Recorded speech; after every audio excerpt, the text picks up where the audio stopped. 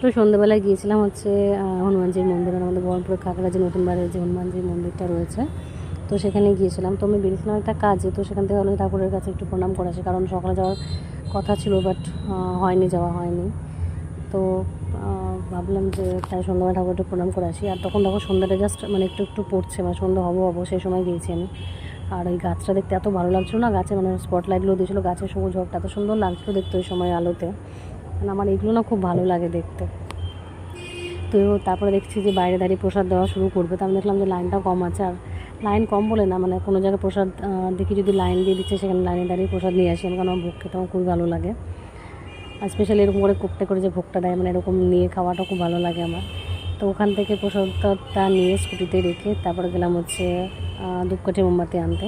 তো সামনে কোনো দোকান দেখতে না পাই আমি সামনে কিছুটা এগিয়ে গিয়েছি, তো ওখান থেকে নিয়ে এসে ধূপকাঠি মোমবাতি ঠাকুরের কাছে দেখিয়ে ঠাকুরকে জ্বালিয়ে দিলাম। তারপরে মানে স্কুটি রাখার সময় দেখি যে ওখানে একটা অলরেডি একটা সামনে দোকান রয়েছে, আমি দেখতে না তো অতদূর চলে গেছি, মানে বেশি বুদ্ধি হলে মাথায় যা হয় আর কি।